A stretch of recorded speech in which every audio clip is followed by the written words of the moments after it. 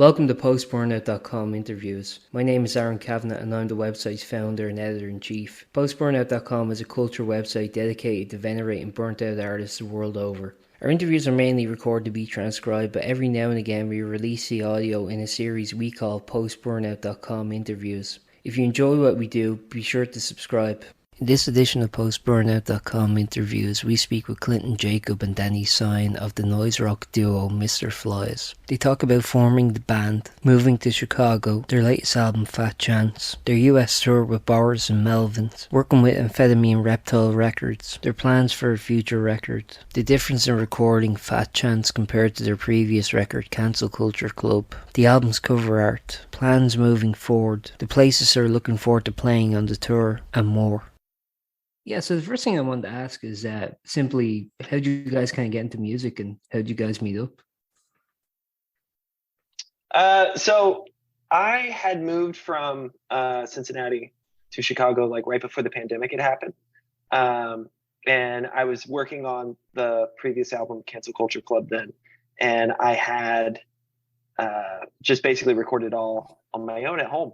And I was looking for a drummer to add to that record. And also just living in Chicago, I was like, okay, I need a new drummer. And pretty much everything that I always do, I go with my gut. The previous two drummers, they they were great, but it wasn't what they were wanting to do for a career. And it's what I want to do for a career. And I met Danny in Grand Rapids from doing a tour before the pandemic. And I was like scrolling on Instagram and I saw him and he had like drum videos posted, and I hit him up then. It was like, again, I like go with my gut and I was like, there's something about this guy. And then I hit him up and I showed him the record. And then I think instantly after I showed him the record, I was like, do you want to start like writing songs? And it was like instantly from there and doing shows and playing, and it was great. Danny's a great drummer. He gets it. He gets the songwriting aspect. He understands the aspect of flies. He understands the weirdness, and he works just as hard as I do because my brain never stops. And then how do you think the addition of Danny actually changed the music? Because you were mentioning you were already writing it before you joined. Well, I was writing the prior album. Yeah. The current album that we have now, Fat Chance, that's all Danny and I together. I don't think like I'm always open to change, especially with the band. Like I let it be whatever it is. I don't put it in a box. I don't put it in like genre-esque all. If we write a polka, we write a polka. If we write a metal song, we write a metal song. And I think the great thing about Danny is he's got that same sort of attitude and mindset with the band that he brings his own flavor and his own background of maybe things that I don't listen to that we still pull together to create what is Flies. Danny, what was it about the music from, you were talking about the previous record, then when you heard it, that kind of made you want to get involved with the project? Well, it's several things that I kind of already listened to. Like it's heavy and it's weird, and I like heavy and weird stuff, but it's also like got hooks, and it has like it kind of goes the extra mile with how weird it can get. Like there's like a bunch of like backwards guitar tracks and like weird noises that Clinton left in the record, like his cat meowing in the background of one of the songs. And like it's like those little details and like the spontaneity of it that made me think, oh, this is like, really special and really fun. But it's still like familiar in a way, it's still like heavy and it still has like these crazy awesome riffs. So yeah, I just heard it and it was just immediately like, man, this is really different than what a lot of other people are doing, Mm-hmm. And then, it seems like you guys have been very proficient just in terms of actually getting music out there. I mean, you've had an EP, you've had 2 albums now. How long does like songwriting generally take when working together?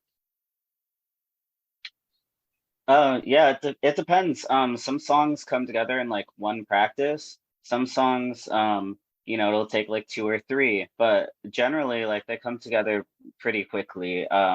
And we really go a lot of times we go by like feel, like if it feels fun to play, then it's like, it tends to work. So, it's a pretty quick process. We try not to overthink it.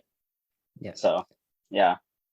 And then I know it's like when I was listening to the music, I mean, there's a real, I think, emphasis on like intensity and energy.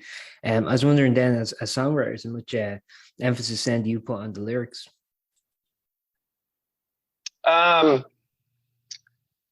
It depends, especially with lyrics, because a lot of the times I really let the music depict what the lyrics are. Like, for example, like Pontiac Grand Dam. Pontiac Grand Dam was like not anything what it was on the record, what we were playing before live, because a lot of the songs I'm very much about, I will play them even if they're not finished. Like I like to get them out there, and I like to like see a response and see how people feel about it. So a lot of like Pontiac Grand Dam, I was just making up every night and kind of getting an idea of like where I wanted it to go. And then when we went to actually record the record, that's when I kind of like power drive lyrics in, where there's something about it where I can sit here all day and we could workshop a song. But when you were like, okay, time to lay the vocals, that's when I will solidify all the vocals and I just get hit with everything that I want to put down. And Pontiac Grand Dam really started when we were recording it. The beginning kind of sounds like a car revving, and that just immediately stuck in my head. I was like, oh, it sounds like a car.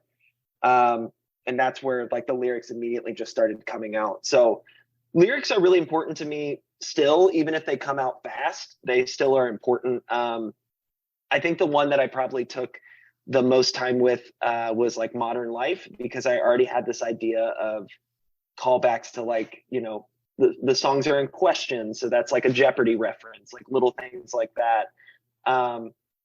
I knew the direction I wanted to go with that. It was kind of the same thing as we were tracking them. I was solidifying everything because I'm like living in this world and I love pressure. I like pressure in a studio setting. So we booked 4 days. Not because we could book 5 because it's expensive. We just had 4 days worth of money. Yeah. But that gives me like a really good pressure where, again, I'm going to go with my gut and I'm not going to second guess it. I'm just going to nail it. I'm going to go exactly with what my gut says. And I stand behind all the lyrics, and I love writing. I love writing, but it's just something about the pressure of a studio. I feel like I get the most bang for my buck, and I'm a lot more focused versus just at a practice where I'm just winging it. Yeah. And then also, I mean, your last album, Cancel Culture Club, was recorded at home, as far as I'm aware, whereas Fat Chance now is recorded in studio. I mean, how do you think just those two kind of different settings changed the record then? Oh, it's like I feel like it's night and day, which is a good thing, because I never want to be stagnant in anything. I want every record to always be completely different. Mm-hmm. I think I had so much time for that record, that the one at home, because of the pandemic, that I still have a god awful amount of songs that just never made that record, because I was fine tuning things so much, and I was like, I was making them this and this personality. That I really am happy with where we are with Fat Chance, especially just because it's the spontaneity of how we play live and the overall like visceral feel of the live show. I feel like we captured really well that I would not be able to capture at home, because that was very much like a more of like an experimental, like weirdo record, which I love, and a lot of the songs translate well live. But this one, the new one, is just a perfect example of like who we are live, what we do, but still with like the weird edge. I mean, we did a lot of weird shit in the studio, so we still got the weird in there. Yeah. I mean, yeah, that's actually is one thing I kind of noticed about this new record compared to the last one, is that, yeah, it does seem a lot less, I don't know, I mean, it seems very straightforward. It seems like you can tell it's a 2-piece with guitar and drum, where it's like, I feel like the previous record had a lot more musical experimentation. Although there is some musical experimentation on this one. I think there's a stand-up bass at one point. Would that be correct, or was I hearing that right? Mm-hmm. So yeah, I mean, it's still there, but like, they're not, I guess, essential proponents to the song that you have to translate in a live setting, if that makes sense. Yeah, and I feel like a lot of the stuff too, even with the experimental album, like almost all those songs I'm confident I can still play live, because it always starts with like guitar and drum. So the core of it always is guitar and drum, because I do have the foresight that I can do it live. But yeah, I mean, this one, we still added some bass. We added the some of that low end and stuff like that. But yeah, it was very much a two-piece aspect. Like, this is who we are live on actually captured hi-fi. Yeah. And you did hear upright bass. Yeah, so would you say that's like the main distinction then between Fat Chance and the previous record then? And then if there's like a third record, then where do you think you go from there? Go ahead, Dan. Honestly, whatever we feel like we do, like Clinton said earlier, like we tend to come at everything with like an open mind. So like, honestly, who knows what we'll be feeling when we start writing again, or what riffs will come out, you know, but I think it'll take shape as we go along, you know. I don't think it'll be like a super intentional, like, oh, it's gotta be this or gotta be that. Like, so I don't really know where it'll go next, you know? Yeah. But I think that, but that's, sorry, good. No, I was gonna say, but that's like the cool thing about music, and I feel like a lot of people don't they don't dive into enough, is like, it kind of what Danny had said, like they do a record, it does well, and they go, okay, we have to do that again because we have to do well again. I don't give a shit about any of that stuff. Like, if it flops and I love it, I don't care. Like, I'm in it for the art aspect, and I'm in it because I love what I do, and I love writing songs, and I like making weird shit. So I'm very much in that same bone too, where like, I don't feel like enough musicians do that, where they just don't let the band be the band. They're too afraid of, like, they're like a hardcore band, but like a lot of their songs they write are probably in an indie direction, and they're so afraid to put that out because they've established themselves as a hardcore band. If we write a country record, which I've said way too much, and I feel like it's going to happen, I would be so stoked, because I love that complete like fuckery that you can do with people, where they think you're one thing, they think they've nailed us. There's so many times with people with flies, they think they've nailed us, and then we turn it on their heads. And I feel like that's the coolest thing about art, is it's ever changing. Yeah. And yeah, so one other thing I wanted to ask you was actually about your label then. So you're on Amphetamine Reptile, and I think like there is a certain expected sound, I guess, on being on that label. But I don't know, I mean, like when you listen to, say, yourselves and say the Melvins, for example, like I think you can hear some similarities, but I think you're both very clearly and this very distinctly different bands, for example. And I think that's the same with the whole kind of roster there. Oh yeah, I was wondering how you feel like you guys fit in there. Good, Dan. I mean, I think we fit in really well, you know, like, I think it's just a matter of like what Tom likes. Like, Tom likes a whole wide range of stuff, you know? I mean, clearly Melvins don't make the same record every time. They do a lot of crazy different shit. Like, even their previous record that they just came out with is like a Throbbing Gristle like compilation. It's all electronic. And it's like, that fits perfectly on AmRep, you know? It's just kind of Tom's like wacky taste, you know? And as long as he likes what we're doing and we like what we're doing, you know, I think it would fit in well there. Yeah, how did you guys get involved with the label, actually?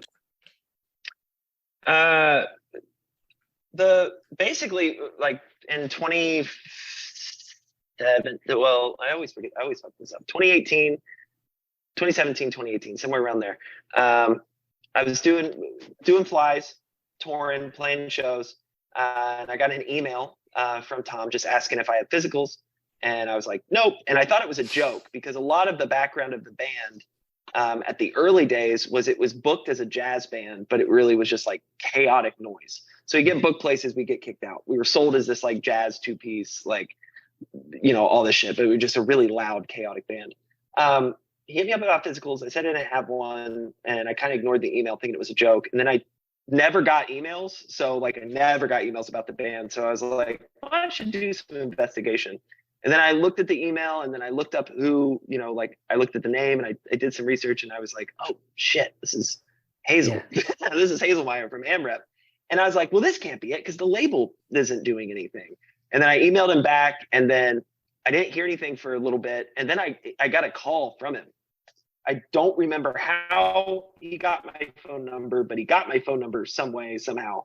And we talked about it. He was like, I'm doing this reissue called Dope Guns and Fucking in the Streets. And he was like, I'd like to add one of your songs if that's okay. And I was like, sure. So he added a song. And then over time, he was like, what would you ever think about doing physicals? I'll do a CD. Maybe like we'll do like a cheapy CD. I was like, sure.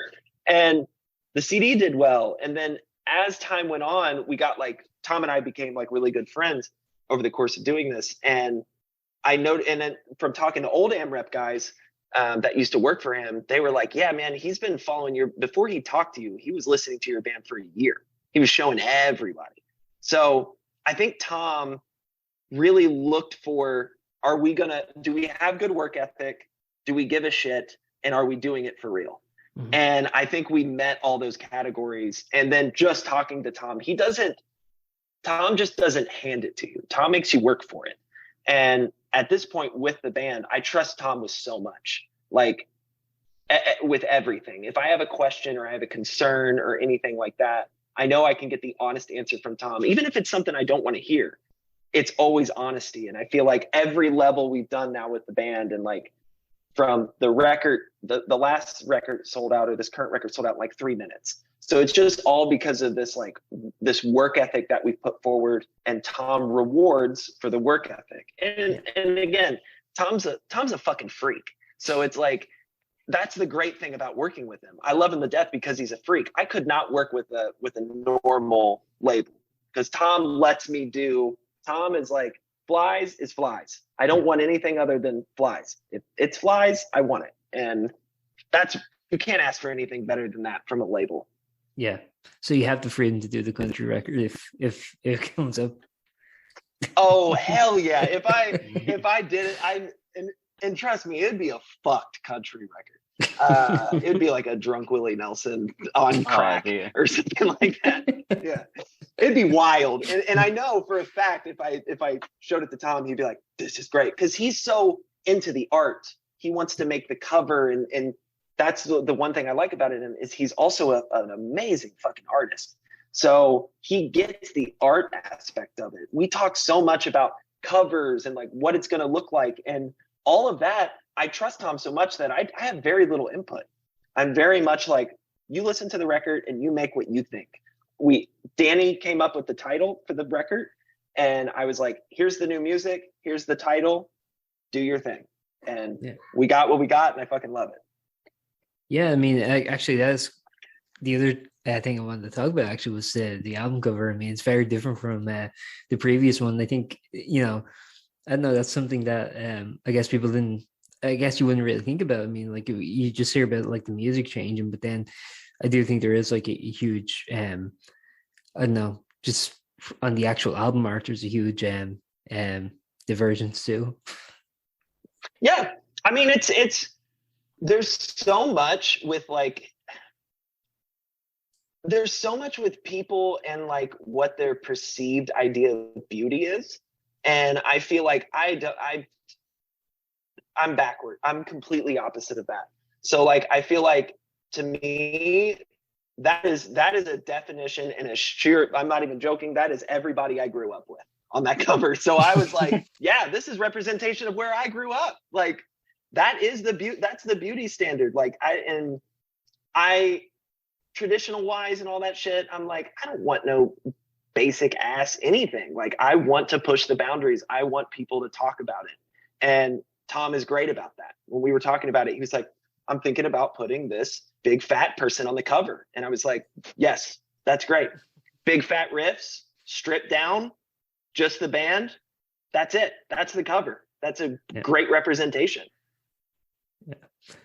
You guys have a tour coming up with Boris and Melvins, and it's pretty extensive. I mean, you're covering basically August to October, so end of summer to the beginning of autumn, I guess. Sorry, no, mid-autumn. I was wondering, like, what do you expect for that tour coming up? Go, Dan. Oh man, I mean, it's hard to know what to expect because we've never really done anything of this like caliber as far as like a big tour. But I mean, just looking at the places that we're playing, like all we can really expect is huge crowds and craziness. Like it's just gonna be really fun. We're really excited to meet Boris. We love working with Melvins, and we've had the honor of opening for them a couple times now and getting to know them. So I'm just expecting like awesome shows and a good hang with everyone, to be honest. Are there any particular venues you guys are looking forward to? Just Me Um, personally, oh, go Go, ahead, Dan. Quentin. No, go ahead. Go ahead. Oh, okay. Because Me I don't know personally, what yours is, so I want to know. oh yeah, yeah. Okay, I'm really looking forward to my hometown Grand Rapids at the Pyramid Scheme. That's the smallest venue that we're playing on the tour, and it sold out the fastest, clearly. So I'm really excited for that because I think it's going to be like an insane. It's just going to be crazy. It's a very small club. It's like I think the cap is like 375 or something like that. So it's going to feel insane just having like Boris's like insane setup, and obviously Melvin's is like so loud. It's going to be awesome. I'm really excited. recycling? What about yours, Clinton? Um, there's a couple because I'm a psychopath and I was like Googling all of them to like see what the insides of them look like and shit like that. There's one and I think it's Bethlehem, Pennsylvania. I could be wrong, but I think it's Bethlehem, Pennsylvania. Um, it's whatever's in Pennsylvania. It's this weird, like massive industrial debunked like plant. Like it's just real scary looking. It looks like Chernobyl. It's like psycho. Um, but apparently you play the entire background is this just decrepit power plant, but it's like massive, huge power plant. So I'm really excited for that because visually that's just going to look psychotic and they light it up and shit. So it looks real scary. Um, I'm excited for that one. I'm excited for the Shadow Box in Seattle, mostly because I'm a huge Death Cab for Cutie fan, and that's like where they play all the time. So I'm real excited for that one. And uh, the venue, I think it's Tempe or something, Arizona. There's like a really weird venue in Arizona I'm excited for. And naturally the our Chicago date, the Metra, because that's like such a killer venue. So those are like the list. I'm excited for everywhere because we've never been in California, but those are the ones that are like really sticking out right now. I just have one last thing to ask, actually. Clinton, you're from Ohio, and Danny, you're from Michigan. How would you guys end up in Chicago? Go ahead, Dan. You go first. Okay. Um, yeah, so I ended up in Chicago. I was in a band before Flies, and we kind of were all itching to move out of Grand Rapids. Nothing against Grand Rapids. It was just like, time for us to kind of do our own thing. And so yeah, we got laid off from our jobs because of COVID reasons. And all of a sudden we were getting these like checks for, unemployment or whatever. And we were like, okay, now's the time to do this. Like we have the time, we have the money and the resources and everything. Let's just jump for it. And so we all moved together.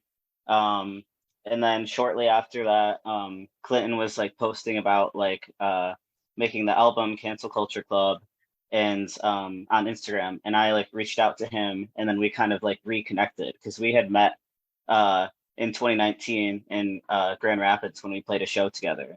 So yeah, we reached back out through Instagram and connected again, and it kind of went from there. And Clinton? Um, I moved up here because my partner at the time, it was the same kind of thing. I was working at a comedy club, and the comedy club like closed, and you can't do anything. So my partner and I were already coming up and down all the time. And it was kind of the same thing. I was like, you know what? I'm done with Ohio, and I'm just gonna make the move up to Chicago. For the same reasons. I mean, it's in the middle of everywhere. You can get anywhere like you need to really get to major wise on this United States in like 5 hours, 5, 6 hours. And I just kept thinking like, oh, people can fly in like from recording. And I had this like big head dream about all that shit.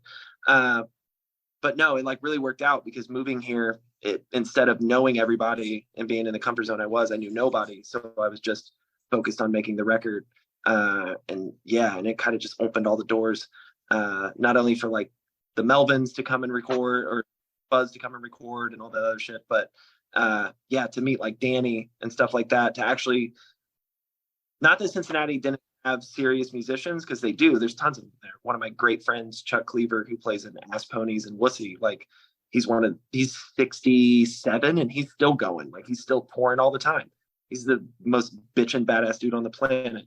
But it's like I wasn't finding people that I connected with as much with what I wanted to do. And moving here I felt like was like the perfect idea, because not only, to now live all the time with my partner and all that, who's super supportive about the band, but also, meeting Danny and finding somebody who also just works just as hard as I do, and, constantly working, constantly writing. So I'm really happy about the move.